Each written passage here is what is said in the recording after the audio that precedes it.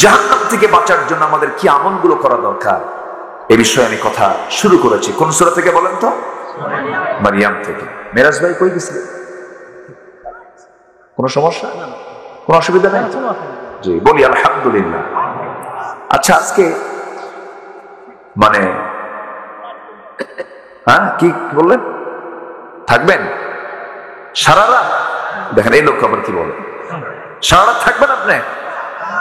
দেখা যাক, জোরে বলি ইনশাআল্লাহ। আপনি থাকবেন, আমি চলে যাব। আজকের সমাজটা কোথায় গেছে দেখেন। দুধ স্বাস্থ্যের জন্য উপকার না মদ স্বাস্থ্যের জন্য উপকার? দুধ, তাই না? দুধ বিক্রি হয় বাজারে, এটা কম দামি জায়গায়, আর মদ বিক্রি হয় এসি রুমের ভিতরে। আমি কি ভুল বলছি? আজকে আমরা আছি কোথায়? কোথায় আছি আজকে আমরা? আজকে যুবক যদি বিয়ে করতে চায়, বাবা খেপে ওঠে। বাপ বলে, কিসের বিয়ে? নিজের পায়ে দাঁড়া। ও কি অন্যের পায়ে দাঁড়ায় আছে? কিন্তু ছেলেটা জেনা করতেছে, ছেলেটা রং পন্থায় চলাফেরা করছে, গার্লস স্কুলের সামনে সিট হয়ে পড়ে আছে, বাপ এদিকে নজর দেয় না। জেনাকে আজকে সহজ করে দেওয়া হয়েছে, বিয়েটাকে আজকে হার্ড করে দেওয়া হয়েছে। বিয়ে করার পরে গোছাবে না বিয়ের আগে গোছাবে? বলেন, বিয়ের আগে না বিয়ের পরে? বিয়ের পরই তো গোছাবে, বিয়ের আগে তো গোছাবে না। বিয়ের আগে গোছাবে কি? আপনি বিয়েই তো করে নাই। সে রং থিওরি দিয়ে আজকে যুব সমাজকে ধ্বংস করে দিচ্ছে। যখন একটা যুবক যখন বিয়ে করবে তখন সে সাইজ হবে। তখন কি হবে? সাইজ হবে। যুবকরা আমার ওয়াজে খুব খুশি, হুজুর ভালো করে এখন বিয়ে দেয় না। দেন কি জোরে করে, ঠিক ভালো, ভালো তো। যে যুবকরা বিয়ে করতে চায় না ওদের তো চরিত্র ঠিক নাই। যারা বিয়ে করতে চায় তাদের চরিত্র ঠিক আছে, বলি আলহামদুলিল্লাহ। ইসলাম বান্দার অকল্যাণ চায় না কল্যাণ চায়? কল্যাণ চায়। আমার বন্ধুগণ, নিজে ভালো থাকতে হবে এবং সমাজকে ভালো করতে হবে, নিজেকে ভালো থাকতে হবে, পরিবারকে ভালো রাখতে হবে। এই জন্য আল্লাহ রাব্বুল আলামিন বলছেন, বান্দারা আমি তোমার জন্য এই কিতাবটা দিয়েছি। তোমার ব্যক্তি, পরিবার, সমাজ, রাষ্ট্র, রাজনীতি, অর্থনীতি, ব্যাংক, বীমা, অফিস, আদালত, ব্যবসা বাণিজ্য সবকিছু চালাবে তুমি কোরআন দিয়ে। সব আমি এর মধ্যে দিয়ে দিয়েছি। যেরকম সুবহানাল্লাহ, সব দিয়ে দিয়েছেন এর ভিতরে। আল্লাহ রাব্বুল আলামিন বিয়ের কথা বলেছেন, তালাকের কথা বলেছেন, ব্যবসার কথা বলেছেন, রাজনীতির কথা বলেছেন। তবে হ্যাঁ, মনে হয় এর মধ্যে রাষ্ট্রের কোনো নীতি নাই। আসতে বলবেন না, সেনা নাই। কিন্তু আমাদের কেউ মাঝে মাঝে বলে, হুজুর দয়া করে আপনি ওয়াজ যখন করবেন, দয়া করে আকাশের উপরেরটা বলবেন আর মাটির নিচেরটা বলবেন, দুনিয়া আমরা দেখে নেব। আছে না এরকম? আছে না এরকম? আছে না নাই? এরকম মোল্লা আমার দেশে আছে, এরকম মোল্লাও আছে। মদের দোকান উদ্বোধন হবে, হুজুর গিয়ে হাজির, দোয়া করে আল্লাহ এই মদের দোকানে বরকত দাও। আছে। নতুন সিনেমা উদ্বোধন হবে, সেই সিনেমার উদ্বোধনে দোয়া করে আল্লাহ এই সিনেমায় তুমি আল্লাহ বরকত দাও। কলা কুশলী যারা আছে এদের হায়াত দারাজ করো, এরকম করে দোয়া করো। এরকম অসভ্য নরাধম নরপশু কিছু আছে না নয়? ছিল, আগেও ছিল, এখনো আছে। জান্নাতে যাওয়ার সার্টিফিকেট পৃথিবীর কেউ দিতে পারবে? হ্যাঁ বলেন, কেউ দিতে পারবে? জান্নাতের সার্টিফিকেট এই পৃথিবীর কেউ দিতে পারবে না। শুধু আমার রাসূল 10 জন সাহাবীর ব্যাপারে বলেছেন, আমার 10 জন সাহাবী, আবু বকর জান্নাতি, ওমর জান্নাতি, ওসমান জান্নাতি, আলী জান্নাতি, তালহা জান্নাতি, আব্দুর রহমান বিন আওফ জান্নাতি। রাসূল এরকম করে 10 জন সাহাবীর নাম বলেছেন। এছাড়া পৃথিবীর কোন মানুষকে এরকম বলতে পারবে, ডিক্লার দিয়ে আপনি জান্নাতি বলতে পারবে? পারবে। আমার দেশে জান্নাতের টিকিট দিয়ে দেয়, সার্টিফিকেট দিয়ে দেয়, এরকম লোক আছে না নাই বলেন? জান্নাত মামুর বাড়ির আবদার না, যে পাইলাম আর চাইলাম আর পাইলাম। জান্নাত পেতে হলে জান্নাতের কাজ করার দরকার আছে না নাই? নামাজ বাদ দেওয়া না। একটু পয়েন্টের দিকে আসি আমরা। আল্লাহ রাব্বুল আলামিন সূরা মারইয়ামের 59 নম্বর আয়াত বলেন, কয় নাম্বার? বাড়িতে মিলায়ে দেখবেন হুজুর কথাটা ঠিক বলেছেন কিনা। আমি আয়াত বেশি করে বলার চেষ্টা করি। আমার দেশে কিছু আলোচক আছে, আলোচনার মধ্যে কোন আয়াত বলে না, হাদিস বলে না, আছে না? আছে। মানুষও কান্দে, বক্তা নিজেও কান্দে, কিন্তু কোন সাবজেক্ট নিয়ে আলোচ্য বিষয় নাই, কিছুই বোঝে না। ওই লোকের মতো, ওই মহিলার মতো এক মহিলা, ছোট্ট মানুষ, 8 বছর বয়স, কাঁদতেছে। তার কান্না দেখে তার মা এসে বলে, মা তুই কান্দিস কেন? কিচ্ছু কয় না। মেয়ের কান্না দেখে মাও কান্দে, মেয়েও কান্দে, মাও কান্দে। মেয়ে মার কান্না দেখে প্রতিবেশী যারা আছে তারা এই দৃশ্য দেখে সব কান্দে। তো কান্নার রোল পড়ে গেছে। শেষে এখন সবাই মিলে বলতেছে, আচ্ছা মা, তুমি 8 বছর বয়স, তুমি যে কান্দতেছো, এর কান্নার কারণটা কি? আমরা তো সবাই কান্দলাম 100, তুমি কান্দলা কেন? বলতেছে, মা আমি এই জন্য কাঁদতেছি, আমার বয়স এখন 8 বছর, আমার যখন 16 বছর হবে তখন আমার বিয়ে হবে। বিয়ে হওয়ার পর আল্লাহ আমাকে একটা ছেলে দিবেন, সেই ছেলের বয়স যখন 8 বছর হবে, যদি মরে যায় তাহলে বাঁচবো কেমন? এই জন্য কাঁদতেছি।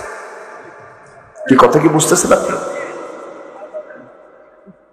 এই হচ্ছে অবস্থা। আমরা আজকে একটা ধারণা নিয়ে যাব, জাহান্নামে যাওয়ার জন্য, জাহান্নামের গর্তে যাওয়ার জন্য আল্লাহ তাআলা বলছেন, এই সমস্ত অপরাধগুলো যদি করিস আমি তোকে শুধু জাহান্নাম দেব না, জাহান্নামের গর্তের মধ্যে ঢুকাবো। কার কথা? আল্লাহর কথা। আল্লাহ কি ওয়াদা ভঙ্গ করবেন? ভঙ্গ করবেন না। জাহান্নাম বানিয়েছেন কার জন্য? আস্তে কয়, মানুষকে, অমানুষের জন্য। মানুষ কম কেন? জাহান্নাম বানিয়েছে কার জন্য? আর জান্নাত বানিয়েছে? এখন কোন পৃথিবীতে মানুষ বেশি না অমানুষ বেশি? আমরা কি হতে চাই? মানুষ। আমার বন্ধুগণ, অমানুষের জন্য জাহান্নাম। তবে একজন নবী আল্লাহ তাআলাকে সাহস দিয়ে বলে ফেলেন, সাহস করে বলে ফেললেন, আল্লাহ তুমি তো রহমান, তুমি তো রহিম, তুমি তো গফফার, তুমি তো গফুর, সবচেয়ে বেশি দয়া তোমার বেশি। হ্যাঁ, আমি তো সবচেয়ে বড় দয়ালু। সেই নবী বলে ফেললেন, আল্লাহ তুমি যদি রহমান হও, তুমি যদি রহিম হও, তুমি যদি গফফার হও, বান্দার জাহান্নাম দেওয়ার জন্য তুমি আল্লাহ কেমন করে জাহান্নাম বানাইছো? তোমার কি দয়া মায়া হবে না? জাহান্নাম কেন বানাইলা? বলেন তো। এমন জাতীয় প্রশ্ন সকল নবীদের মধ্যে কোন নবী করতে পারেন? দেখছেন, ও সবাই পারে। বলি আলহামদুলিল্লাহ। নবীর নাম কি বলেন তো? মুসা। কারণ একজন নবী এরকম করে কথা বলতেন। এই কিতাবের ভিতরে কোরআনটা নাযিল হয়েছে নবীর উপরে, আর যে নবীর উপরে কোরআন নাযিল হলো তার নাম যতবার এসেছে তার চাইতে বেশি নাম এসেছে কোন নবীর? বলেন, মুসা।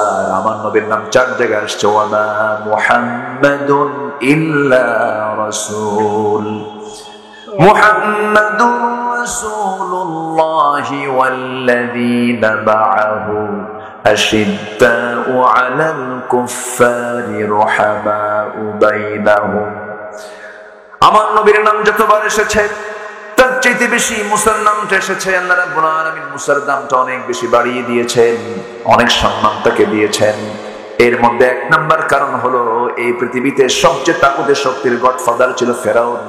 ফেরাউনকে মোকাবেলা করে সফল হয়েছেন কোন নবী? আসতে বলবেন না, কোন নবী বলেন? হাতের মধ্যে তার কি থাকতো? আসতে বলবেন না, কি থাকতো? লাঠি থাকতো। শুধু তসবিহ নিলে হবে না, প্রয়োজনে মুসার শক্ত লাঠিও হাতে নিতে হবে, ঠিক কি না? মুসা আলাইহিস সালাম খুব দামি নবী ছিলেন। একদিন বলছেন, আল্লাহ তুমি কেন জাহান্নাম বানাইছো? তোমার কি দয়া মায়া নাই? দেখেন কি পেঁচ লাগাই দিছে। তোমার দয়া মায়া সবচেয়ে বেশি। তুমি আল্লাহ তুমি কেমন করে জাহান্নাম বানায়া জাহান্নামের মধ্যে বান্দাকে ফেলবা? তোমার কি দয়া মায়া নাই? আল্লাহ বলছেন, মুসা প্রশ্ন যখন করেছো জবাব তো তোমাকে দিতেই হবে, জবাব তোমাকে আমি দিয়ে দেব। মুসা আলাইহিস সালাম মাঝে মাঝে আল্লাহকে বিভিন্ন প্রশ্ন করতেন। একদিন আল্লাহকে বলছেন অনেক রাতে, আল্লাহকে বলছেন, আল্লাহ একটা প্রশ্ন করি। কি প্রশ্ন? আমার তো মাঝে মাঝে ঘুম ধরে, তোমার কি ঘুম ধরে না? আল্লাহ বললেন, মুসা আমি তো কখনো ঘুমাই না। আল্লাহ তুমি তো ঘুমাও না আমি জানি, কিন্তু এরপর আমি তোমাকে প্রশ্ন করলাম কারণ আমি তোমাকে ভালোবাসি। আল্লাহ তুমি আমাকে একটু বুঝায় দাও। আল্লাহ বলছেন, আয়াতুল কুরসির তাফসীর আসছে, সেই সময় আল্লাহ তাআলা বলছেন, হে মুসা তুমি হাতের মধ্যে গ্লাস নাও। গ্লাস নিয়েছেন, গ্লাসটা নিয়ে মনটা খারাপ করে বসে আছেন। আল্লাহ বলছেন, মুসা মন খারাপ কেন? তিনি বলছেন, আল্লাহ গ্লাস ধরার দায়িত্ব কোনো দায়িত্ব হলো নাকি? আল্লাহ বলেন, আগে ধরো মুসা। সঙ্গে সঙ্গে মুসা আলাইহিস সালাম যখন ধরেছেন, আল্লাহ তাআলা তার মধ্যে ঘুম যখন চলে আসে, গ্লাস থাকার কথা না পড়ে যাওয়ার কথা, যখন পড়ে গেছে তখন বলে ফেলেছেন ইন্না লিল্লাহ। আল্লাহ বলছেন, মুসা দায়িত্ব নাকি ছোট হলো, গ্লাস কেন পড়লো? কাল্লা, গ্লাস তো আমার হাত থেকে পড়তো না। এই সময় তোমার ঘুমটা দেওয়ার কি দরকার ছিল কও তো? আল্লাহ এরকম করে মজা করে কথা বলতেন। খুব সাহসী নবী ছিলেন, কাউকে তিনি পাত্তা দিতেন না। ফিরআউনকে কালিমার দাওয়াত দিতে কোনো ভয় পান নাই, চুল পরিমাণ কোনো ভয় পান নাই তিনি কখনো। একমাত্র ভয় পেতে হলে ইমানদার ভয় পাবে কাকে? আল্লাহ ছাড়া কাউকে ভয় করা তো জায়েজই নাই। ভয় করা যাবে? ভয় করা যাবে না। ভয় করলে শিরিক হবে। ভয় করলে কি হবে? শিরিক হয়ে যাবে। মুসা আলাইহিস সালাম তবে একদিন কথা বলতে নিয়ে আল্লাহ তাআলা তাকে শিক্ষা দিলেন। কোন বান্দা কখনো সবচেয়ে বড় জ্ঞানী বলতে পারে না। তবে একদিন মুসা আলাইহিস সালামকে একজন প্রশ্ন করেছে, মুসা এই পৃথিবীর মধ্যে সবচেয়ে জ্ঞানী মানুষটাকে? আমি। মুসা কি বলতেছেন?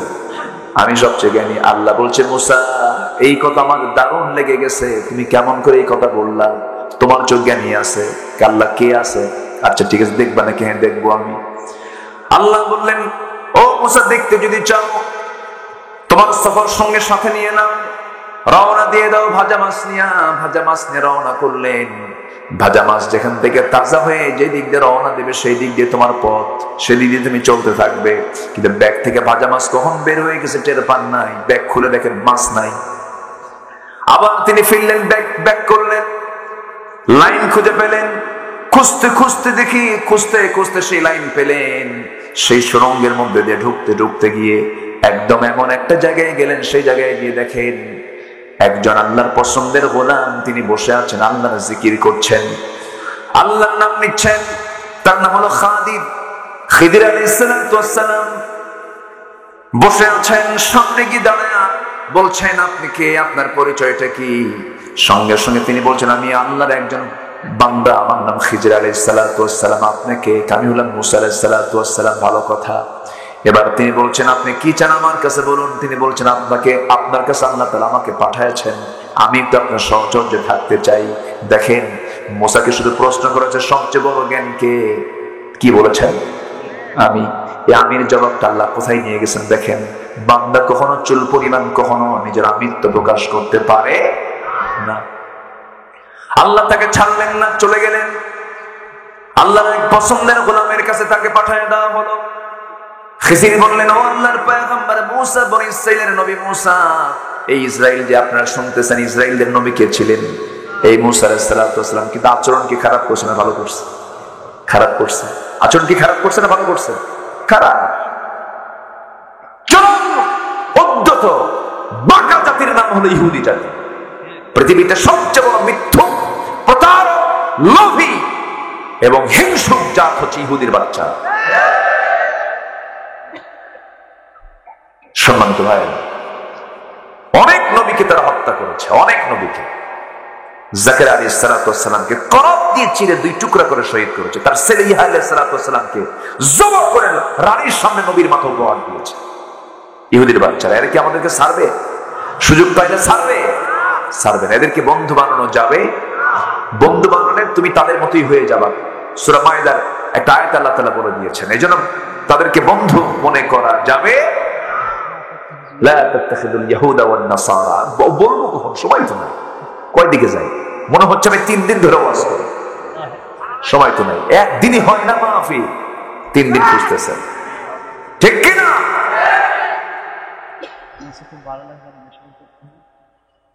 জি, দেখা যাক, জোরে বলি ইনশাআল্লাহ। মুসা আলাইহিস সালাম বললেন, আমি আপনার সঙ্গে সময় দেব। খিজির বললেন, আপনি পারবেন না, খামাকে দেরি করেন না, আপনি চলে যান। কেন? আমি আপনার সঙ্গে একটু সময় থাকতে চাই। আচ্ছা ঠিক আছে থাকবেন, কিন্তু আমি যা করব আপনি কোনো কিছুর প্রতিবাদ করবেন না, কোনো জবাব দিবেন না, তাই? আচ্ছা ঠিক আছে, আমি কিচ্ছু বলবো না। রওনা দিয়েছেন দুজন। সামনে একটা নদী পার হতে হবে। এটা কি আমার বানানো কথা না কোরআন থেকে কথা? সব কোরআনে আছে না নেই বলেন? আচ্ছা, একদম সহিহ রাওয়ায়াত। চলে গেছেন, নৌকায় উঠছেন। নৌকার মাঝি নৌকার কোনায় দাঁড়ায় আছে। খিজির আলাইহিস সালাম পার হতে নিয়ে ওই মাঝিকে না জানায়া তার চোখ ফাঁকি দিয়ে করলেন কে পা দিয়ে মারলেন ঘুতা নৌকার তলে। নৌকা ফুটা হয়ে গেছে। এটা আবার মুসার নজরে পড়ছে। আচ্ছা বলেন তো, এই নবীর নজরে পড়লে কি রেহাই আছে? দেখে মাত্র বলতেছে লোক তো ফাজিল কম না, বোঝেন নাই? উনি নিয়ন্ত্রণ করতেই পারলেন না। বললেন শোনেন, ফাজলামের কিন্তু একটা মাত্রা আছে। আপনি আমার সামনে এরকম কাম করবেন, আমি ছাড়বো নাকি? খিজির আলাইহিস সালাম বললেন, বলছেন আপনাকে যে আপনি আমার সঙ্গে থাকতে পারবেন না। ভুল হয়ে গেছে, সরি, আমি আর বলবো না। সামনে চলতে নিছে। ছোট্ট একটা 7 বছরের ছোট্ট শিশু সামনে পাওয়া মারছে থাপ্পড়। খিজির আলাইহিস সালাম এক থাপ্পড়ে শিশু মরে গেছে। মুসা কয়, এই লোকটা কোন পাষাণ লোক, নৌকা ফুটা করে আবার বাচ্চা থাপ্পড় মেরে মেরে ফেলে, এগুলি কি সহ্য হয় নাকি? আবার মুখ ফসকে বলে ফেলছেন, আপনি এগুলো কাজ করতেছেন কেন? আমি আপনাকে বলছিলাম আপনি কোনো কথা বলতে পারবেন না। ও ভুল হয়ে গেছে, সরি। আবার সামনে গেছে। চলতে নিয়ে প্রচন্ড ক্ষুধা লাগছে, তৃষ্ণা লাগছে। গ্রামবাসী সামনে পেলেন। গ্রামবাসী সবার কাছে বললেন, আমার ক্ষুধার্থ তৃষ্ণার্থ, কিছু খাবার দাও। কেউ কোনো খাবারও দিল না, পানিও দিল না। মুসা মনে মনে ভাবলেন, আহারে আরে এত পাষাণ, আমাদের একটু উপকার করলো না। তো এই গ্রাম পার হতে নেই রাস্তার ধারে ছিল একটা মাটির দেওয়াল। সে মাটির দেওয়ালটা দেখে এবার খিজির আলাইহিস সালাম বলছেন, ভাই মুসা, এটা একটু আমরা ঠিক করে দিই, প্রাচীরটা ভেঙে গেছে, ঠিক করে দিই। প্রাচীর ঠিক করলেন, কিন্তু মুসার মনে প্রশ্ন, শিশুকে থাপ্পড় মেরে মেরে ফেললি, নৌকা পার করে দিল মাসি, সেই নৌকা ফুটা করলি, আর গ্রামের মানুষ ভাত দেয় না, পানি দেয় না, আর সেই গ্রামের আবার দেওয়াল ঠিক করে দিস। কথা বলছেন? উনি এবারও বলে ফেললেন যে না, আপনার সঙ্গে আমার পোষাচ্ছে না, আপনি এই দেওয়াল কেন ঠিক করতেছেন? গ্রামের মানুষ আপনার পানি দেয় না, খাবার দেয় না, সেই গ্রামের উপকার করে লাভ। আমি আপনারা বলছি না যে আপনি আমার কোনো কাজে বাধা দিবেন না, আপনি আমার সঙ্গে থাকতে পারবেন না। মুসা বলতেছে, ঠিক আছে আমি থাকবো না, উত্তর আগে দে। বোঝেন নাকি? উত্তর আগে দিয়ে দেন। খিজির আলাইহিস সালাম বললেন, ভাই মুসা, আপনি আল্লাহর পয়গম্বর, আল্লাহ তাআলা আপনাকে বিশাল বড় মর্যাদা দিয়েছেন। খিজির আলাইহিস সালাম তিনি নবী ছিলেন না। অনেকেই বলেছেন তিনি নবী ছিলেন না, কিন্তু আল্লাহর অত্যন্ত কাছের বান্দা ছিলেন। তিনি বললেন, ভাই মুসা, নৌকা যখন পার হচ্ছিলাম সেই সময় আমি দেখতে পেয়েছি, আল্লাহ পাক আমাকে জানিয়ে দিয়েছেন, কিছু জলদস্যু তারা নৌকাগুলো তারা ছিনতাই করে নিয়ে যাচ্ছিল। এই মাঝিটা পরিবার চলে এই নৌকার কামাই দিয়েই। এই নৌকাটা নিয়ে গেলে কি করে খাবে, তাদের পরিবার চলবে না। এই জন্য তাদের ক্ষণিক একটু ক্ষতি হলো, কিছু স্থায়ী উপকার করার জন্য আমি তাদের নৌকা ফুটা করেছি। নৌকা পানির নিচেই থেকে যাবে, যখন জলদস্যু যখন চলে যাবে আবার নৌকাটা তুলে নিয়ে তারা ঠিকঠাক করে আবার তাদের কাছে নৌকা থেকে যাবে। মুসা আলাইহিস সালাম আশ্চর্য হয়ে গেল, আল্লাহ ভুল করেছি, আমার চেয়ে বড় জ্ঞানী পৃথিবীতে আছে।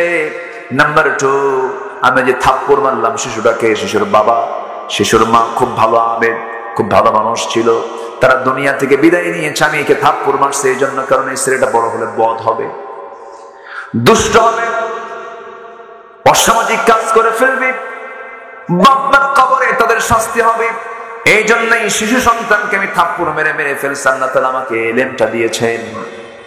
এরপরে যে গ্রাম দিয়ে যাচ্ছিলাম সেই গ্রামের মানুষ আমাদেরকে খাবার দেয় নাই, পানি দেয় নাই, ভালো কথা, কিন্তু যে বাড়ির দেওয়ালটা আমি ঠিক করে দিয়েছি সেই বাড়ির মূল মালিকটা মারা গেছে। মূল মালিক মারা যাওয়ার কারণে ওই বাড়িতে ওই মূল মালিকের 2টা সন্তান, মেয়ে সন্তান রেখে সে মারা যায়। এই সন্তানগুলো ধীরে ধীরে বড় হবে, প্রাপ্তবয়স্ক হবে, বিয়ের সময় টাকা পয়সার প্রয়োজন হবে, কিন্তু ওই মালিকের মেয়ে 2টা বিয়ে শাদীর জন্য যে বন্দোবস্ত সেই জাতীয় কোনো অর্থ তাদের কাছে নাই। কিছু গুপ্তধন, কিছু সম্পদ এই দেওয়ালের মধ্যে রয়েছে। দেওয়ালের মধ্যে থাকার কারণে কিছু গুপ্তধন বের হয়ে গেছে। আমরা দুজন মিলে প্রাচীর ঠিক করে দিলাম, ওই সম্পদটা যেন ঠিক থেকে যায়। বিয়ের সময় হবে, প্রাচীরটা ভেঙে গুপ্তধনটা বের করে তাদের বিয়ের বন্দোবস্ত হয়ে যাবে। মুসা আলাইহিস সালাম আল্লাহর কাছে সেজদা দিয়ে বলতেছে, আল্লাহ জীবনে আর কমু না, আমি সবচেয়ে বড় জ্ঞানী। আল্লাহু আকবার বলেন। সবচেয়ে বড় জ্ঞানী কে? আসতে বলবেন না কে? আল্লাহ। সেই মুসা আলাইহিস সালাম আল্লাহকে বলেন, আল্লাহ তুমি জাহান্নাম কেন বানাইছো? তুমি তো রহমান, তুমি তো রহিম, তুমি তো গফফার, তুমি তো গফুর। জাহান্নাম তো তুমি বানাইছো, কিন্তু তোমার নামের সঙ্গে এটা যায় না। একটু আমাকে বুঝাই দাও তো আল্লাহ। আল্লাহ বলছেন, মুসা তোমাকে বোঝানোর জন্য প্র্যাকটিক্যাল বোঝাতে হবে।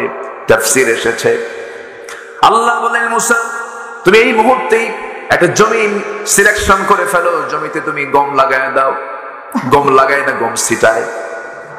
বলে এলাকায় কি করে? গম লাগায় না ছিটায়? গম ছিটায় দিলেন।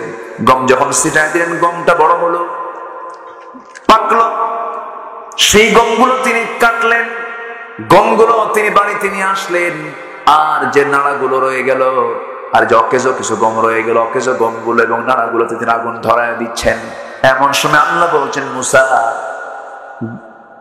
গমের ভুঁয়ে, গমের জমিতে তুমি আগুন ধরায় দিচ্ছ কেন? আল্লাহ গমের ভুঁয়ে তো দেই নাই, গম তো তুলে নিয়েছি। বাকি যে অকাজের গমগুলো আছে, নাড়াগুলো আছে, এগুলো তো আমি আগুন ধরায় দিতেছি। এগুলোর কোনো কাজ নেই, এগুলো অকাজের জন্য, এই জন্য আমি আগুন ধরায় দিতেছি। আল্লাহ বলছেন, মুসা আমি 8টা জান্নাত বানাইছি, 7টা জাহান্নাম বানাইছি। এই পৃথিবীতে যেগুলো বান্দাকে আমি পাঠাইছি, এই সমস্ত বান্দার মধ্যে যেগুলো মানুষ, যেগুলো অনুগত বান্দা, যেগুলো কাজের আমল করেছে, ভালো আমল করেছি, এই সমস্ত বান্দাগুলোকে আমি বাছাই করে করে 8টা জান্নাতের মেহমান বানাবো। আর যেগুলো কাজের বান্দা, তুমি যেমন কাজের গমগুলোকে ঘরের মধ্যে তুলে নিয়েছো, যত্ন করে রেখে দিয়েছো, আর অকাজের গমগুলোতে আগুন ধরা দিয়েছো, তেমনি আমার যে সমস্ত বান্দাগুলো, কাজের যে সমস্ত বান্দাগুলো খারাপ কাজ করেছে, তোমার মতো আমি তাদেরকে আগুনের ভিতরে ঢুকাইয়া, জাহান্নামের মধ্যে ঢুকে আগুন ধরাইয়া দেবো। আল্লাহু আকবার বলেন। মুসা বলছে, আল্লাহ বুঝতে পারছি। জোরে কান সুবহানাল্লাহ, জোরে কান সুবহানাল্লাহ। আমরা কাজের বান্দা হব না অকাজের বান্দা হব, বদ আমল করবো না নেক আমল করবো, বেনামাজি হব না নামাজি হব। আল্লাহ রাব্বুল আলামিন বলেন, فَخَلَفَ مِن بَعْدِهِمْ خَلْفٌ أَضَاعُوا الصَّلَاةَ وَاتَّبَعُوا الشَّهَوَاتِ فَسَوْفَ يَلْقَوْنَ غَيًّا। আল্লাহ রাব্বুল আলামিন বলেন, যে সমস্ত বান্দাগুলো 1 নম্বর অপরাধ, মোট 7টি অপরাধ করলে পরে আল্লাহ রাব্বুল আলামিন জাহান্নাম শুধু নয়, জাহান্নামের গর্তের মধ্যে ফেলে দিবেন।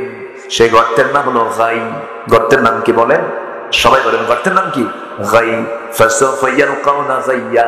গাই নামক গর্তের মধ্যে ফেলা হবে। গাই নামক গর্ত এত ভয়ঙ্কর গর্ত যে জাহান্নাম পর্যন্ত গাই গর্ত থেকে ভয় পায়, এত ভয়ঙ্কর সেই গর্তের অবস্থাটা। এই গর্তের মধ্যে ওই সমস্ত বান্দাগুলোকে ঢুকানো। এর মধ্যে 1 নম্বর অপরাধ হলো আজান শুনেছে, নামাজ পড়ে নাই, অথবা নামাজ পড়েছে, নামাজটা তার নষ্ট হয়ে গেছে। যারা নামাজকে নষ্ট করে ফেলবে, আল্লাহ রাব্বুল আলামিন বলছেন 1 নম্বর অপরাধ হলো যারা নামাজকে নষ্ট করে ফেলবে, আমি তাদেরকে 1 নম্বর জাহান্নামের সেই গর্ত, গাই নামক গর্তের মধ্যে আমি তাকে ঢুকাবো। জোরে কন নাউযুবিল্লাহ। আমার দেশে নামাজি বেশি না বেনামাজি বেশি? আসতে বলবেন না, নামাজি বেশি না বেনামাজি বেশি? বেনামাজি বেশি। নামাজ পড়তে চায় না, নামাজের কোনো ধার ধারে না। নামাজের কথা শুনলে পরে অনেকের গা জ্বালা করে, আছে না নয়? নামাজ পড়ে দেখে সন্দেহ করে। বিসিএস পরীক্ষায় বলেন, তুমি কি নামাজ পড়ো? যে পরীক্ষাতে তুমি কি নামাজ পড়ো? হ্যাঁ। কেমন নামাজ পড়ো? 5 ওয়াক্ত। তুমি তো তাহলে মৌলবাদী। কি নামাজ পড়ো? শুক্রবারে। না, ঠিকই আছে, কোনো মতো যায় আসে। সম্মানিত ভাইরা, দাড়ি রাখা যদি অপরাধ হয়, দাড়ি রাখতে পৃথিবীর কারো অনুমতি লাগবে না। মুসলমানের দাড়ি রেখেছেন মুহাম্মদ সাল্লাল্লাহু। দাড়ি রাখতেও বাধা আছে না? আসতে বলবেন আছে না নাই? আকলমন্দ ইশারা বাসাত, সচেতন ব্যক্তির জন্য ইঙ্গিতটাই যথেষ্ট। যেই কাজ করতে গিয়ে আল্লাহ বাদ যাবেন, রাসূল বাদ যাবেন, সেই কাজে যাওয়ার আমার কোনো ঠেকাই নেই, ঠিক কিনা? আমাকে দেখবেন কে? আসতে বলবেন আমাকে দেখবেন কে? আমাকে প্রশ্ন করেছেন একদিন, হুজুর আমি অমুক কাজ করি, অমুক কাজ করতে গেলে আমার নামাজ কাজা হয়, কি করব? বললাম তোর আল্লাহ আগে না কাজ আগে? যে কাজ করতে গেলে তোমার নামাজ হচ্ছে না সেই কাজ বাদ। কাজের অধীনে নামাজ নয়, নামাজের অধীনে কাজ। যে কাজ নামাজকে বাদ দিয়ে দেয় সে কাজ কোনো কাজ? আস্তে, সে কাজ কোনো কাজ? সে কাজ কোনো কাজ না। নামাজ আমরা পড়বো কয় ওয়াক্ত? 5 ওয়াক্ত নামাজ পড়বেন। কারা কারা একটু হাত তুলে দেখেন তো দেখি। জোরে বলি ইয়া আল্লাহ, আর জোরে বলি ইয়া আল্লাহ। আমাদেরকে 5 ওয়াক্ত সালাত আদায় করা তৌফিক তুমি আল্লাহ দিয়ে দাও। জোরে বলি আমিন, আরো জোরে আমিন, আরো জোরে আমিন। তাহলে জাহান্নামের গর্তের মধ্যে ঢুকাবেন, 1 নম্বর অপরাধ হলো কি না পড়া? কি না পড়া? আমার নবীজির মৃত্যুর পূর্বের সর্বশেষ ওসিয়ত, সর্বশেষ কথা, সর্বশেষ বাক্য ছিল কি নিয়া? নামাজ, সালাত। আল্লাহু আকবার। আমার নবীজি ইন্তেকাল করবেন, ইন্তেকালের সময় ঘনিয়ে আসছে।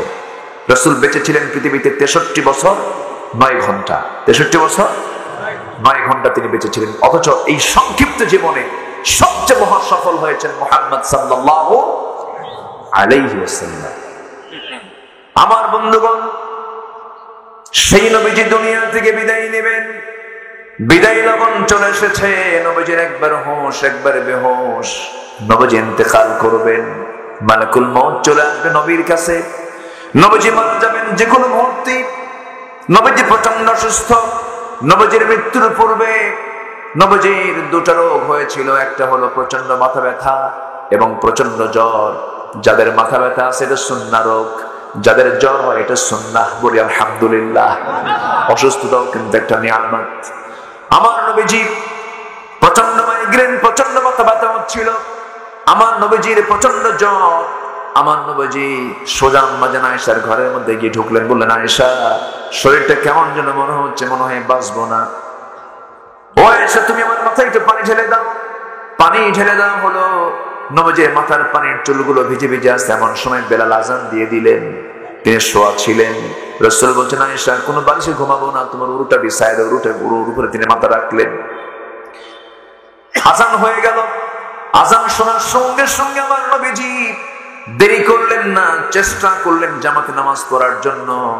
আমার নবীজি জোর করে তিনি ওঠার চেষ্টা করলেন, উঠে দাঁড়াচ্ছেন। এমন সময় মাথা চক্কর মেরে পড়ে যেতে নিলেন। আম্মা জান আয়েশা তাকে ধরে ফেললেন। ধরে ফেলে বলছেন হুজুর আপনি দাঁড়িয়ে পারবেন না। রাসূল বলছেন আয়েশা বুঝতে পেরেছে আজ থেকে মনে হয় আর জামাতে নামাজ আমার হবে না, আমি জামাতে নামাজ পড়তে পারবো না। অথচ আমার রাসূল বলেছেন ও আমার সাহাবীরা, যে সমস্ত মুসলমান আযান শোনার পরে মসজিদে যায় না, ওই সমস্ত বাড়িতে আমি আগুন ধরায়া দিতাম।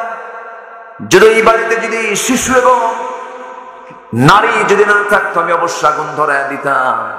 নবী জামাতের ব্যাপারে এতটুকু গুরুত্ব দিয়েছেন। সেই নবীজির এত গুরুত্বপূর্ণ তিনি দিতেন, এত গুরুত্ব দিতেন জামাতে নামাজে। সেই রাসূল তিনি জামাতে নামাজ আদায় করতে পারলেন না, মাথার চক্কর মেরে পড়ে গেলেন। রাসূল বলছেন বেলাল তো আযান দিল, আয়েশা নামাজ তো পড়তেই হবে। আমার আয়েশা তুমি তাড়াতাড়ি করে তোমার বাবা আমার প্রিয় সাহাবী আবু বকরকে বলো আমার মুসল্লায় যেন দাঁড়ায় এসে নামাজের নেতৃত্বটা দিয়ে দেয়। যখন নামাজ শুরু হয়ে যাবে, ইমাম যখন চেঞ্জ হয়ে গেছে, নবীর জায়গায় দাঁড়িয়েছেন আবু বকর সিদ্দিক রাদিয়াল্লাহু তাআলা আনহু। আমার নবীজি যখন আওয়াজ শুনতে পেলেন আল্লাহু আকবার যখন বলে ফেলেছেন, সাহাবায়ে কেরাম হাওয়া করে চিৎকার করে কান্নাকাটিতে ভেঙে পড়েছেন। আরে নবীর পিছনে বুঝি আমরা নামাজ পড়তে পারবো না, নবীর পিছনে বুঝি আমরা ইক্তেদা করতে পারবো না। আমার নবীজি বলছেন আয়েশা আমার সাহাবীরা কেমন করে নামাজ পড়ে আমার একটু দেখার বড় শখ হচ্ছে, আমাকে একটু ধরো তো। তাকে ধরলেন, ধরে জানালার কাছে নিয়ে গেলেন। জানালার কাছে গিয়া জানালার ফাঁকা দিয়ে সাহাবায়ে কেরামদের নামাজগুলো দেখতেছেন। আর আমার নবীর কোনা বেয়ে চোখের কোনা বেয়ে টপ টপ করে পানি পড়তেছে, রাসূল কাঁপতেছেন। আম্মা জান আয়েশা নবীর চোখের পানিটা হাত দিয়ে মুছে মুছে দিচ্ছেন আর বলছেন, ইয়া রাসূলুল্লাহ, আপনি কেন কাঁদতেছেন? আপনার সাহাবীরা তো নামাজ পড়ে, এটা তো আনন্দের সংবাদ। রাসূল বলছেন, আয়েশা, মানুষের চোখের পানি দুইটার সময় বের হয়, চরম দুঃখের সময় পানি বের হয়, আর চরম আনন্দের সময় চোখে পানি বের হয়। আয়েশা রে, আমার যে চোখের পানি দেখতেছো, এটা আমার চরম দুঃখের না, এটা আমার চরম আনন্দের চোখের পানি। ওরে আয়েশা, আমি মনে হয় বাঁচবো না। ওরে আয়েশা, আমি মনে হয় দুনিয়া থেকে বিদায় নিয়ে নেব। এই যে চোখের পানি দেখতে পেতেছ আয়েশা, এই চোখের পানি আসার কারণ হলো, ওরে আয়েশা, আজকে আমার সাহাবীরা আজকে স্বাধীন সময়ে স্বাধীন পরিবেশে সুন্দর করে তারা জামাতে নামাজ পড়তে পারতেছে। আমি যখন মক্কায় যখন নামাজ পড়তে যেতাম, সেই সময় আমার রুকুতে যখন যেতাম, আমার পিঠের উপর উঠের পচনারি পরি চাপায় দিত। এই নামাজ কায়েমের সংগ্রাম করতে গিয়ে তায়েফের ময়দানে আমাকে রক্ত ঝরাতে হয়েছে। এই নামাজ কায়েমের সংগ্রাম করতে গিয়ে উহুদের ময়দানে আমার দাঁত হারাতে হয়েছে। এই নামাজ কায়েমের সংগ্রাম করতে গিয়া আমি আমার চাচা আমির হামজাকে হারিয়ে ফেলেছি। আজকে সেই নামাজ কায়েমের দৃশ্য আমাকে চরম আনন্দ দিচ্ছে, এই জন্য আয়েশা আমি কাঁদতেছি। এই কথা বলে রাসূল আবার শুয়ে পড়লেন আর বলছেন, আয়েশা, মনে হয় আর বাঁচবো না, দুনিয়া থেকে বিদায় নিয়ে নেব। আম্মা জান আয়েশা বলেন, রাসূলকে আমি শোয়া দিলাম, নবীজি দুনিয়া থেকে বিদায় নেবেন। এর পূর্ব সময় আসতে করে আমাকে মুস্কি হাসি মেরে বলছে, আয়েশা, একটা মেসওয়াক এনে দেওয়া যায় নাকি? মেসওয়াক এনে দাও তো, আমার মুখটা কেমন যেন গন্ধ গন্ধ মনে হচ্ছে। একটা মেসওয়াকের জন্য যখন বলা হলো, আম্মা জান আয়েশা সেই সময় রাসূলকে শোয়া রেখেছেন, উরুতে তার মাথা রেখেছেন, তিনি উঠবেন কেমনে। সঙ্গে সঙ্গে ভাই আব্দুর রহমানকে ডাক দিয়ে বলছেন, ভাই আব্দুর রহমান, একটা মেসওয়াক এনে দাও তো। বুখারী শরীফের বর্ণনা, যখন মেসওয়াকের কথা বলা হলো, মেসওয়াক টেনে দিলেন। মেসওয়াকটা যখন তার হাতে দেওয়া হলো, রাসূল বলছেন, আয়েশা, মেসওয়াক টেনে দাও তো। মেসওয়াক যখন তাকে দিবেন, এমন শুনে আম্মা জান আয়েশা ভাবলেন নবীজির কষ্ট হবে, মেসওয়াকের আঘাত শক্ত। হাতের মধ্যে নিয়ে আম্মা জান আয়েশা মেসওয়াকটাকে চাবায় চাবায় নরম করে দিলেন। চাবায় চাবায় নরম করে দিয়ে নবীর হাতে যখন তুলে দিলেন, নবীজি মুস্কি মুস্কি হাসি মেরে মেসওয়াক দিয়ে আগে দাঁত পরিষ্কার না করে মেসওয়াকের আগায় লেগে থাকা আম্মা জানের মুখের থুতুটা লালাটা চুষে চুষে পান করে মুস্কি মুস্কি হাসি মেরে বলছে, আয়েশা, মৃত্যুর পূর্বে আমি তোমার কিছু হক আদায় করার চেষ্টা করলাম, আমি তোমাকে দারুণ ভালোবাসি। এই কথা বললেন। এরপর রাসূল বলছেন, আয়েশা, দেখো তোমার কলিজার টুকরা ফাতিমা কোথায় গেল? ফাতিমাকে খুঁজে পাচ্ছি না, ফাতিমা আমার কোথায়? বলার সঙ্গে সঙ্গে দরজা খুলে নবীর সামনে হাজির হয়ে গেছেন। নবীর চোখে পানি, ফাতিমার চোখে পানি, কাছাকাছি টেনে নিয়ে কানের মধ্যে মুখ ঢুকায় দিয়ে বলছে, আমার কলিজার টুকরা সন্তান রে, আমি তো দুনিয়া ছেড়ে বিদায় নেব। ফাতিমা, তুই আমার কাছাকাছি দুনিয়াতে ছিলি, কবরের জিন্দেগিতে আমি চলে যাচ্ছি। আমার মৃত্যুর পর তোর সঙ্গে আমার কবরের প্রথম দেখা হয়ে যাবে। এই কথা বললেন। এই কথা বলে ফাতিমাকে সান্ত্বনা দিয়ে বিদায় জানিয়ে দিলেন। মরার কথা শুনলে মানুষ ভয় পায়, কিন্তু ইমানদার মরার কথা শুনলে তারা ভয় পায় না, সাহস পায়। সাহস পায়। আম্মা যেন সাহসিকতা, ফাতিমা রাদিয়াল্লাহু আনহা সাহসিকতা নিয়ে তিনি চলে গেলেন, হাসতে হাসতে বিদায় নিলেন। আম্মা জান আয়েশা বলেন, এরপরে রাসূল আমাকে লক্ষ্য করে বলছেন, আয়েশা, আমি মনে হয় বাঁচবো না, আমি মনে হয় দুনিয়া থেকে বিদায় নিয়ে নেব। আম্মা জান আয়েশা বলেন, আল্লাহ তাআলা আমাকে 9টা কারণে শ্রেষ্ঠত্ব দান করেছেন। নাম্বার 1, আমি একমাত্র আমার নবীর স্ত্রী ছিলাম, কুমারী স্ত্রী। 22 বছরে বিয়ে হয়েছে, 13 বছরে বধূ হয়ে নবীর ঘরে পদার্পণ করেছি। আমি আয়েশা নিজে জিবরাইলকে চোখে দেখেছি। আমার শানে আল্লাহ তাআলা আয়াত নাযিল করেছেন। আমি যখন নবীর সাথে একসঙ্গে ঘুমাতাম, সেই সময় আমি থাকতে ওহী নাযিল হতো। আমি জিবরাইলকে নিজের চোখে দেখতে পেয়েছি। আমি আয়েশা নিজেকে ধন্য মনে করি। রাসূল তার জীবনের শেষ নিঃশ্বাস ত্যাগ করেছেন আমার চোখের সামনে। রাসূল যখন মারা যাবেন, আমি রাসূলকে দেখতে পেলাম। রাসূল আমাকে লক্ষ্য করে বলছেন, আয়েশা, আমি মনে হয় বাঁচবো না, দুনিয়া থেকে বিদায় নেব, দেখো তো ঘরের মধ্যে কোনো কিছু আছে নাকি। তন্ন তন্ন করে খুঁজে বের করে দেখা গেল কয়েকটা স্বর্ণের টুকরা ছিল। রাসূল বলছেন, আয়েশা, এতটুকু সম্পদ আমি দুনিয়াতে রাখতে চাই না, আল্লাহর হস্তে, আল্লাহর পথে আমি এটা দান করে দিলাম। এরপর রাসূল বলছেন, আয়েশা, আমার মরার আগ দিয়ে আমি তোমাকে সর্বশেষ কিছু মেসেজ দিয়ে যাচ্ছি। আয়েশা, মেসেজটা অন্য কিছু নয়, আমার পরিবারের জন্য কোনো মেসেজ নয়, আমার মেসেজ হলো আমার উম্মতের জন্য। আমার উম্মতরা যেন হাসরের দিন জান্নাত পাবার জন্য অন্তত আসসালাত আসসালাত আইমা মালাকাত আইমানুকুম, নামাজ নামাজ 5 ওয়াক্ত নামাজ যেন না ছেড়ে দেয়। জোরে কোন সুবহানাল্লাহ। বুকটা ফেটে যায়, খুব খারাপ লাগে মাঝে মাঝে। আহারে, এমন দেশের নাগরিক আমরা মুসলমান, 95% মুসলমান, কিন্তু মসজিদগুলো ভরে না, মাত্র 5% মুসলমান নামাজ পড়ে। দেশ স্বাধীন হলো 71-এ, আজকে 2023 সাল চলে যাচ্ছে। এই যে 52 বছর কত সংসদ আসন বসলো, কত আইন পাশ হলো, আজ পর্যন্ত নামাজের আইন কেউ পাশ করতে পারলো না। যদি নামাজটা যদি সমাজে চালু হয়ে যেত, রাষ্ট্র যদি চালু হয়ে যেত, আল্লাহর ওয়াদা, আল্লাহ বলছেন যে সমাজে নামাজের আইন পাশ হয়ে যাবে, যাকাতের আইন পাশ হয়ে যাবে, লা ফাতাহনা আলাইহিম বারাকাতিন মিনাস সামাই ওয়াল আরদ। আল্লাহর ওয়াদা, সেই সমাজে আমি আল্লাহ জান্নাতের পরিবেশ তৈরি করে দেব। জোরে কোন সুবহানাল্লাহ। কার কথা? আসতে বলবেন না, কার কথা? আমার ভাইয়েরা, আমি আপনাকে ভালোবাসি, আপনি আমাকে ভালোবাসেন, কিন্তু আপনি নামাজ পড়েন না, আমি নামাজ পড়ি। আমার দায়িত্ব না আপনাকে নামাজের জন্য ডেকে আনা। যে দল আপনাকে নামাজের জন্য বলে না, যে ব্যক্তি আপনাকে নামাজের জন্য বলে না, সেই ব্যক্তি সেই দলকে আমার উপকার করবে না ক্ষতি করবে? আস্তে উপকার করবে না ক্ষতি করবে? যার সাথে নামাজ আছে আমি তার সঙ্গে থাকবো, যার সঙ্গে নামাজ না আমার সঙ্গে তার থাকার দরকার নাই। নামাজ পড়বো আমরা কয় ওয়াক্ত? একে না জামাতে, একে না জামাতে, মনোযোগে না মনোযোগে, বুঝে না না বুঝে, জেনে না না জেনে, সময় না সময়। বলেন সময় না সময়। ইন্নাস সালাতা কানাত আলাল মুমিনিনা কিতাবান মাওকুতা। নামাজ যখন দাঁড়াবে, সুন্দর পোশাক পরে দাঁড়াবে, কেউ কেউ সেরা গেঞ্জি হাতে গিয়ে, সেরা গেঞ্জি গায়ে দিয়া, দেখবেন গামছা একখান গায়ে দিয়া কোনো মতো নামাজে দাঁড়ায় যায়। ঠিক না, কারণ নামাজ যখন বান্দা দাঁড়ায় তখন তার সামনে কে দাঁড়ায় আছে? আসতে বলবেন না, কে দাঁড়ায় আছে? আল্লাহ সেনা নাই বলেন। আল্লাহ বলছেন, বান্দারে তুই যদি নামাজের মতো নামাজ পড়তে পারিস, এক ওয়াক্ত নামাজ শেষ হয়ে গেছে, তোর দিলটা মসজিদের সঙ্গে লটকায় আছে, ঝুলায় আছে, তুই কি জানিস বান্দা, আমার আরশ আজিমের ছায়ায় আমি তোকে জায়গা দিয়ে দেব। জোরে কোন সুবহানাল্লাহ। আরশ আজিমটা কয় মাইল দূরে? হ্যাঁ, কই? আরশ আজিম কোথায় বলেন? ডানেও নাই, বামেও নাই, পেছনেও নাই, সামনেও নাই, নিচেও নাই। আরশ আজিম কোথায়? আকাশ কোন দিকে? উপরে। আমরা দেখতে পাই কয় আকাশ? বলেন কয় আকাশ দেখতে পাই? এক আকাশ, কিন্তু আকাশকে একটা না 7টা? কোরআন বলছে সাবআ সামাওয়াত, 7 আকাশের মালিক কে? আসতে বলবেন না, কে?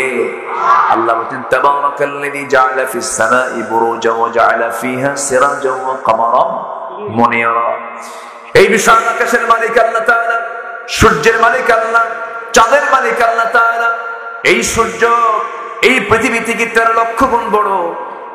এই ছোট্ট দুনিয়া থেকে 13 লক্ষ গুণ বড় যদি সূর্য হয়, আমরা যে সূর্যের পিছনে রাতের বেলা, দিনের বেলা, রাতের বেলা তো সূর্য দেখতে পাই না, চাঁদ আমরা দেখতে পাই। চাঁদের পিছনে যে মিটি মিটি করে ছোট্ট ছোট্ট জোনাকির মতো জ্বলে থাকে যে আমরা তারকাগুলো দেখতে পাই, সেই তারকা বড় না সূর্য বড়? আস্তে, তারকা বড় না সূর্য বড়?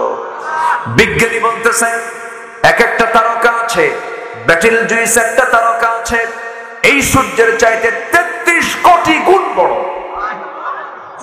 কত কোটি? 33 কোটি। একটা তারকা, অসংখ্য তারকা, এত দূরে। আলোর গতি প্রতি সেকেন্ড 1,86,000 মাইল। এত গতিতে এখন পর্যন্ত কিছু কিছু তারকার আলো দুনিয়াতে আসেই না। কেউ তো আল্লাহু আকবার বলতেছেন। এই সূর্য এত বড়, ওই সূর্যের তারকা আরো বড়। এক একটা গ্যালাক্সির ভিতরে, গ্যালাক্সি কোটি কোটি গ্যালাক্সি আছে, এক একটা গ্যালাক্সির মধ্যে 500 বিলিয়ন করে তারকা আল্লাহ রাব্বুল আলামিন রেখে দিয়েছেন। 500 বিলিয়ন, মিলিয়ন না, 500 বিলিয়ন। আল্লাহু আকবার। কোটি কোটি, হাজার হাজার কোটি কোটি তারকা আল্লাহ তাআলা রেখেছেন মহাশূন্য। এখন মানুষ তো চাঁদের দেশে গেছে, গেছে না? চাঁদের দেশে গেছে না মানুষ? চাঁদ ঘুরে আসছে, চাঁদ দেখে কালিমা পড়ে মুসলমান হয়ে গেছে। কেন জানেন? চাঁদের মাঝখানে ফাটা চিহ্ন দেখছে আর আওয়াজ শুনেছে আশহাদু আন্না মুহাম্মাদার রাসূলুল্লাহ। মিশরের কায়রোতে সফর করতে গিয়ে আওয়াজ মিলে গেছে, কালিমা পড়ে মুসলমান হয়ে গেছে। তো চাঁদ দেখলো মানুষ,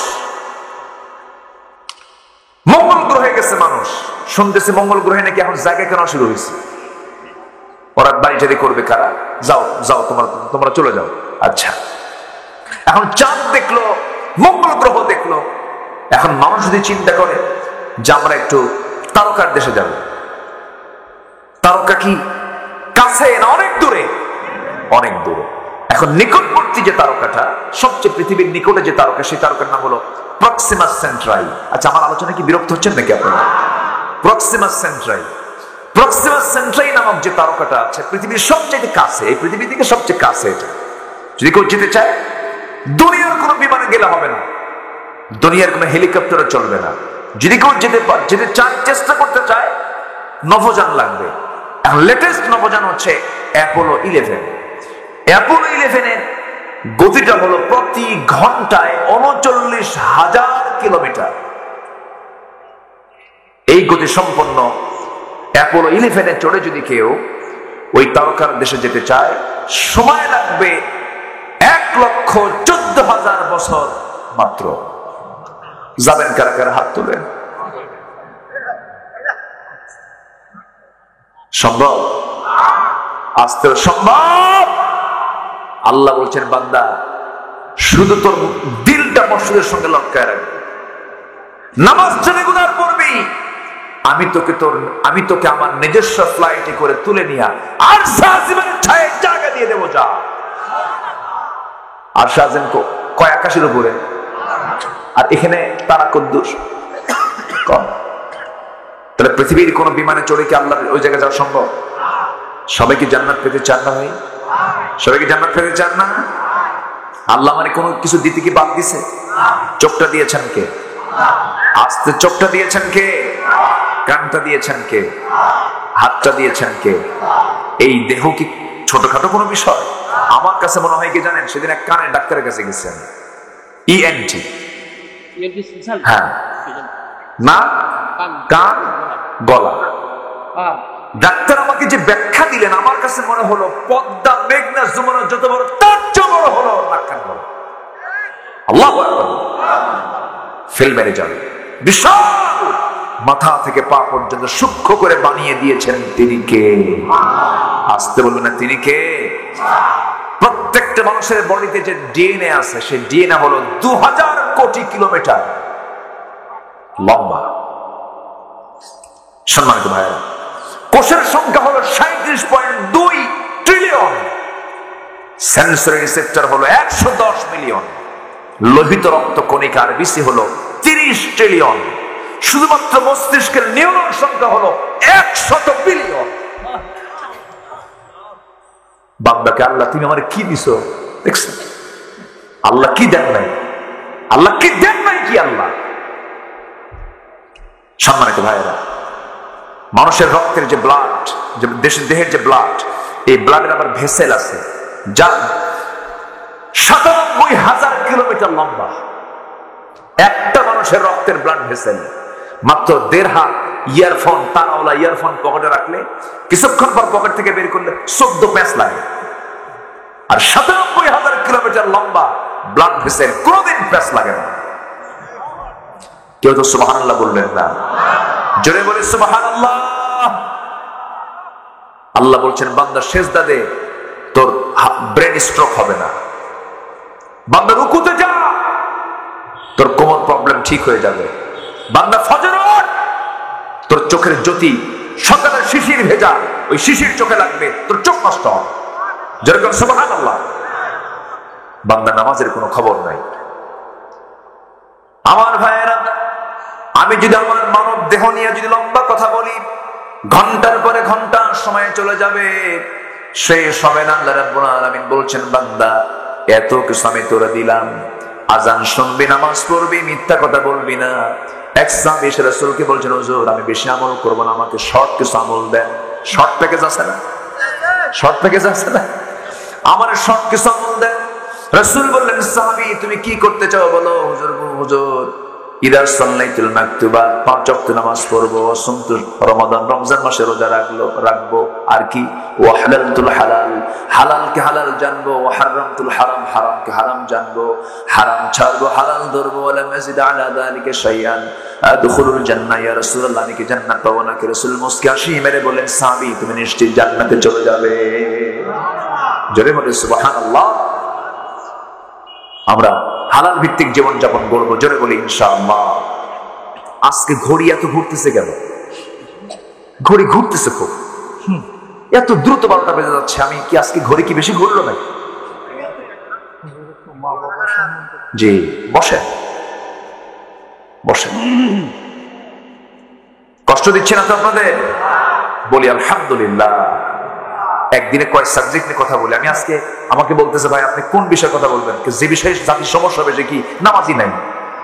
বললাম নামাজি পড়ে না, আপনার কিসের আপনি জান্নাত পাবেন? আপনি কিসের, কি ভালো কাজ করবেন? আপনি কোন কাজ আল্লাহর দরবারে মঞ্জুর হবে না। আগে কার হক, এই বস্তুটাকে দিতে হবে কার সামনে? বউ নামাজ পড়ে না, শাসন করতে হবে। সন্তান নামাজ পড়ে না, পিটাইয়া সোজা করতে হবে নামাজের জন্য। আজকে তো শাসন নাই, শিক্ষকরা মারতে পারে না, বরং যে ছাত্র শিক্ষক এবারে সোজা হয়ে যায়, ঠিক কিনা? আমি কি ভুল বলতেছি? শাসন নাই তো। স্যার কোথায়? সহজে সব কোথায়? ঠিক আছে না? আপনারা মার খেয়েছেন না? অনেক মার খেয়েছে, আমিও মার খেয়েছি। একদিন আমি মাদ্রাসায় থাকতে একজন এসে বলতেছে, হুজুর আমার ছেলেকে অমুক ওস্তাদ মারতে মারতে লুঙ্গি খুলে ফেলছে। তো ওস্তাদ আরেকজন, যিনি প্রধান ওস্তাদ, তিনি বলতেছে, লুঙ্গি তো খুলে ফেলছে, জুব্বা ছিল নাকি? হ্যাঁ জুব্বা ছিল। তো জুব্বা থাকলে তো লুঙ্গি খুলে আপত্তি নেই, সমস্যা নেই। শাসনের দরকার আছে না নাই?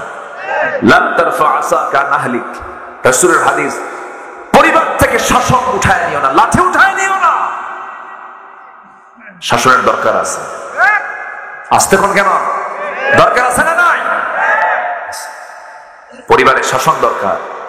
4টা কারণে স্বামী তার বউকে মারতে পারে। কয়টা কারণে শুনবেন? মারবেন, দেখছেন বলেন মানে মারবে, দেখেন লক্ষণ খারাপ। মারার জন্য শুনবেন নাকি? না। 4টা কারণে স্বামী তার স্ত্রীকে শাসন করতে পারবেন। আমার মা না এখন মনে মনে চিন্তা করতে, হুজুর শেষে এসে আপনি কোন অধ্যায় শুরু করলেন? 4টা কারণে স্বামী তার স্ত্রীকে শাসন করতে পারবেন। নাম্বার 1 হলো 5 ওয়াক্ত নামাজ যদি না পড়ে, রমজান মাসে রোজা যদি না রাখে, স্বামীকে যদি পাত্তা না দেয়, স্বামীকে যদি দাম না দেয়। নাম্বার 4 হলো সতীত্বের যদি হেফাজত না করে, পর্দায় যদি না থাকে। এই 4টা কারণে স্বামী তার স্ত্রীকে শাসন করতে পারবেন, মারতে পারবেন। শর্ত হলো মারতে গিয়ে যে লাঠিটা ব্যবহার করবেন তা হবে সর্বোচ্চ 9 ইঞ্চি লম্বা, মানে পকেটের মেসোয়া। আমাদের মারা এখন খুব খুশি, হুজুর যাক জানটা বাঁচলো।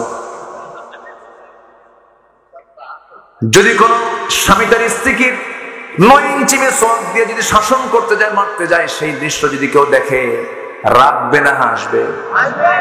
ভাববে যে খুনসুটি করতেছে, এখানে কোনো খেলাধুলা হচ্ছে, শাসন এখানে হচ্ছে না। আপনি শাসন করতে পারবেন না। রাসূল কোন স্ত্রীকে মেরেছেন এমন কোন রেকর্ড আমার নবীর জীবনে নাই।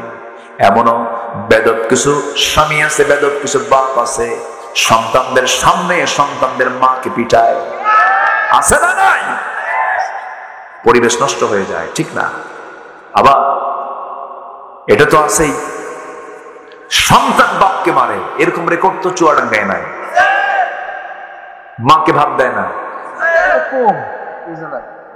বলবো কথা বলবো, মাকে ভাব দেয় না, আছে আছে। দেখেন, শুধু চুয়াডাঙ্গার সমস্যা না, জাতীয় সমস্যা। এই দেশে শিক্ষার হার কমছে না বাড়ছে? শিক্ষার হার বাড়ে নাই? শিক্ষার অবক জেলা 100% শিক্ষিত, নিরক্ষর কি আছে না? নিরক্ষর মুক্ত, চুয়াডাঙ্গা নিরক্ষর মুক্ত জেলা, তাই ভালো। শিক্ষার হার কমছে না বাড়ছে? বাপমার সেবার হার, তো কি শিক্ষা? এমন শিক্ষা ঠেলায় বাবার কপালে ভাত জোটে না। দুঃখ লাগে। গাজীপুরে গেছি, মাহফিল ছিল, ওখানে বৃদ্ধাশ্রম গড়ে উঠেছে। আমাদের সেগুলো ছিল না তো আগে। বৃদ্ধাশ্রম গড়ে উঠেছে, সেখানে কিছু বুড়া মানুষ, বুড়ি মানুষ সেখানে আশ্রয় নিয়েছে। আমি ঢুকলাম ভিতরে, ঢুকে একজনকে প্রশ্ন করলাম, আপনি এখানে কেন? আপনি কি করতেন? বড় অফিসার ছিলেন, ছেলেরা বড় ডাক্তার, বড় চাকরিজীবী, বিসিএস ক্যাডার। তো বললাম যে আপনি এখানে কেন? আমার সন্তানদের দেখার সময় নাই আমাকে, ওরা খুব ব্যস্ত আছে, ওরা আমার এখানে থুয়ে গেছে। যেই সন্তান বুড়ো বয়সে বাপ মাকে দেখার সময় পায় না, ওটা কি বাপের সুসন্তান না কুসন্তান? কুসন্তান, কুসন্তান। সেই শিক্ষার মুখে থুতু মারি যে শিক্ষার মধ্য দিয়ে সন্তান বাবার খেদমত করতে না আসে। এই জন্য শিক্ষা শুধু হলে হবে না, লাগতে হবে সুশিক্ষা। কি শিক্ষা বলে? সুশিক্ষা। এলাকায় যারা আজকে এখানে যারা আছেন, প্রত্যেকের কাছে আমার আরজ, হক নষ্ট না করি। আগে নিজের মুখে খাবার না বাপ মার মুখে খাবার? বল, ভালো করে বলেন। আগে বাবা মার মুখে, আগে নিজের ঘর না আগে বাবা মার ঘর? কারণ আমি পৃথিবীতে এসেছি কার দয়ায়? বাপ মার দয়ায়। বাপ মা দয়া না করলে আমি কি বড় হতে পারতাম? তার বিনিময় দিতে হবে না? অবশ্যই দিতে হবে। আল্লাহ তাআলা এগুলো হক আদায় করার তৌফিক দান করুন। জোরে বলি আল্লাহুম্মা আমিন। এই কথাগুলো আমি প্রয়োজন মনে করছি বলেই একটু একটু করে সব দিক থেকে বলার চেষ্টা করছি। শুধু আপনি শুনছেন না কথাগুলো, এই কথাগুলো চলে যাচ্ছে, গোটা পৃথিবী আমাকে দেখছে, কোটি কোটি মানুষ এই আলোচনাগুলো শুনবে, আমাকে কথাগুলো বলতে হচ্ছে।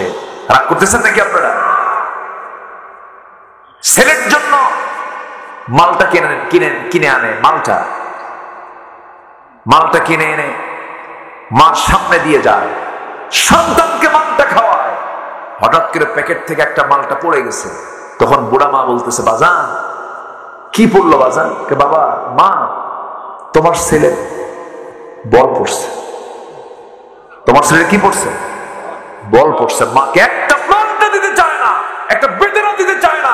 কি পাষণ্ড, নির্মম, হৃদয়হীন সন্তান এগুলো আছে না নাই?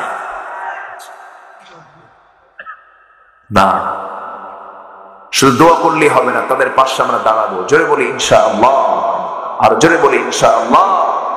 আমার নবী যে বয়ান করছেন একদিন, জানো কি সাহাবীরা, বনি ইসরাইল যুগে 3 যুবক কোথাও আশ্রয়, কোথায় বেড়াতে গিয়ে প্রচন্ড ঝড়ের কবলে পড়ে গেল। সহিহ বুখারীর বর্ণনা, এটা সিয়াসিত্তার হাদিস, তাই না? বাস রাসূল বলেন, তোমরা কি জানো? খুঁজে আপনি আমাদেরকে বলেন।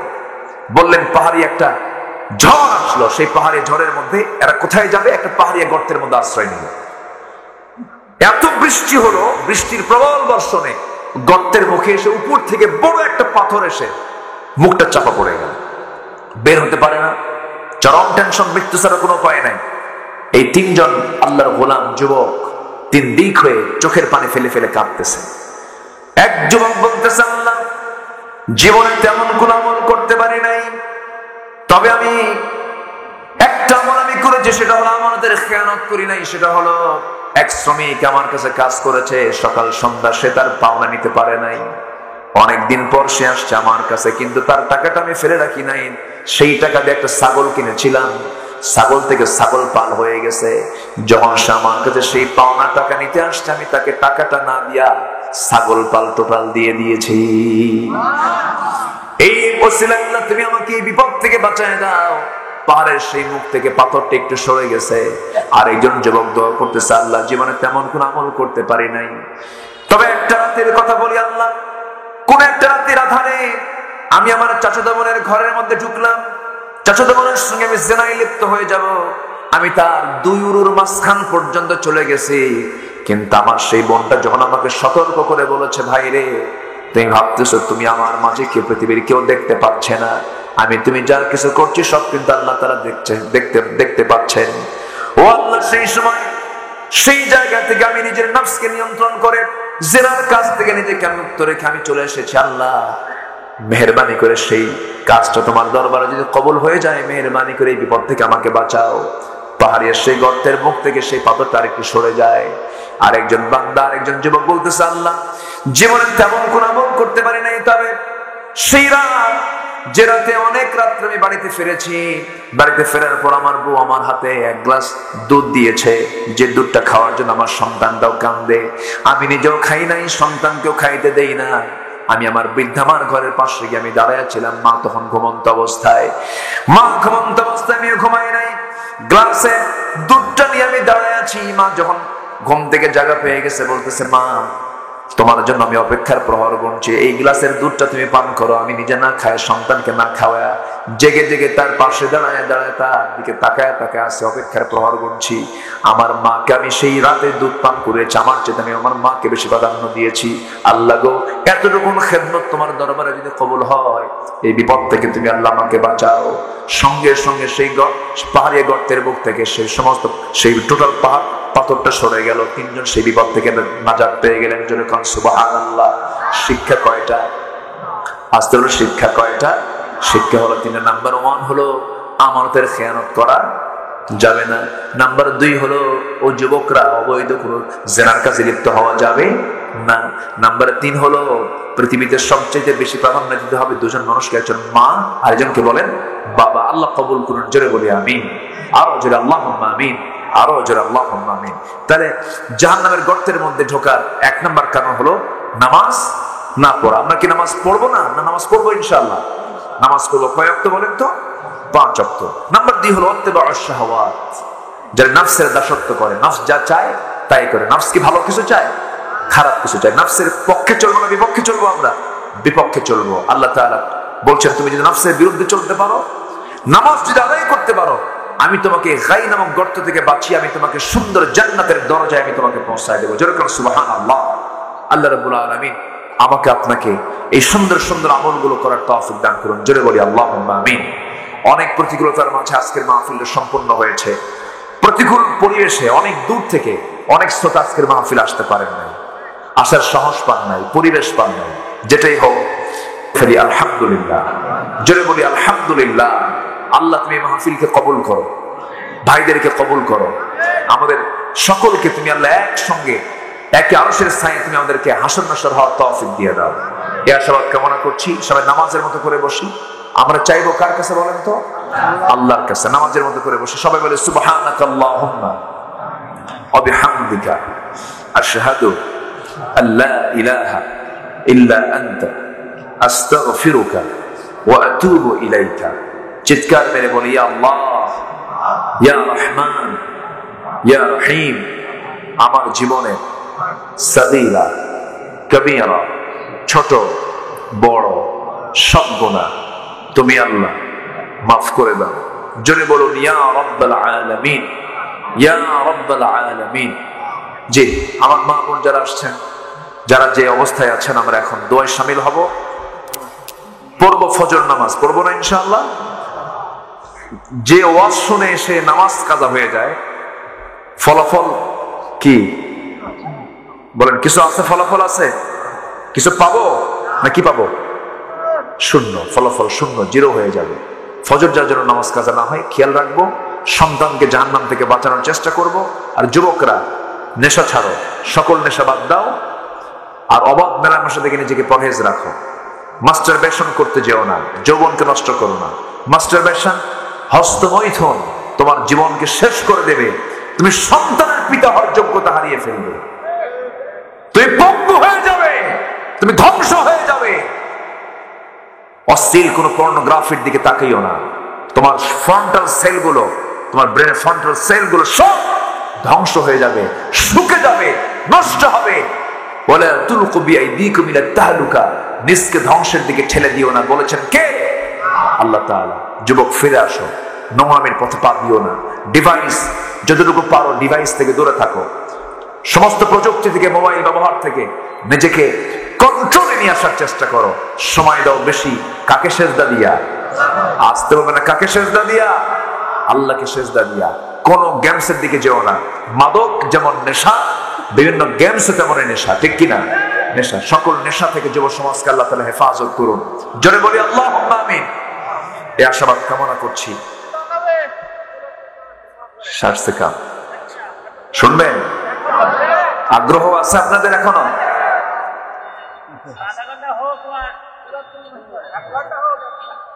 আলহামদুলিল্লাহ। জি, দেখা যাক ইনশাআল্লাহ। একটা গজল বলি, একটা গজল বলে শেষ করে দেই, শোনেন। না, আবেগ তো থাকবেই, চাবেন তো আপনারা অবশ্যই যে আলহামদুলিল্লাহ। আমি দোয়া চাচ্ছি সবার কাছে, সবাইকে আমার জন্য দোয়া করবেন। আমি সবার কাছে দোয়া চাই, দোয়া করবেন না? আল্লাহ যেন আমাদেরকে, আমাদের এই সম্পর্ককে আল্লাহ তাআলা যেন হাসর পর্যন্ত গড়ায় দেন। জোরে বলি আল্লাহুম্মা আমিন। কে মাইকের আওয়াজ আবার ভিন্ন হলো কেন? হ্যাঁ, ও গজলের জন্য করে দিলেন, তাহলে আওয়াজের জন্য খারাপ করলেন কেন? হ্যাঁ, এই আওয়াজ তো ভালো ছিল আগে। কি যে করে বুঝলেন, হাতের মার পাশে তো উল্টা ফেলছিল মাঝখানে। মাইক তো ভালো আপনার, আপনি লোকটা ভালো, কিন্তু মুখে দাঁড়িয়ে নাই কিন্তু। আচ্ছা, ওয়াজ বেশি শোনে কারা কোন? বলেন বলেন বলেন, তারা কি একদিন না সব দিন মুখে দাঁড়িয়ে নাই? আল্লাহ আমার ভাইকে তুমি দাঁড়িয়েওয়ালা বানো। রাগ করলেন নাকি আবার? জোরে বলি আল্লাহুম্মা আমিন। জি, খুব সুন্দর, আলহামদুলিল্লাহ। আমি তো ওয়াজের মধ্যে কিন্তু আমি বলে ফেলছি গজল, বলছি না? আর বলতে হবে? আজান দিলে তো বুড়া চাচার আবার ফজর নামাজ পড়বে। এলোকে কাবার ধারে আধার চিরে চিনিস না কি রে, ওকে ও মা আমেনার কোল জোড়ে চা জানিস না কি রে। মুতালিব আজকে কেন বেহুশ হেন, বকে খুশির বান বেদনার সুপ্ত ক্ষতে হাত বুলাতে করে আগমন সাহারার হৃদয় ভরা ঝরনা ধারা বইল না কি রে। এলোকে কাবার ধারে আধার চিরে চিনিস না কি রে। আমিও সেই সে নবীর দীপ্ত রবির আশিকে দিওয়ানা, রাহে তার যা কিছু সব বিলা হিসাব দেবই নজরানা। জিহাদের ময়দানে তাই যাই চলে যাই স্বপ্ন আঁকিরে। এলোকে কাবার ধারে আধার চিরে চিনিস না কি রে, ওকে ও মা আমেনার কোল জোড়ে চা জানিস না কি রে। এলোকে কাবার ধারে আধার চিরে চিনিস না কি রে।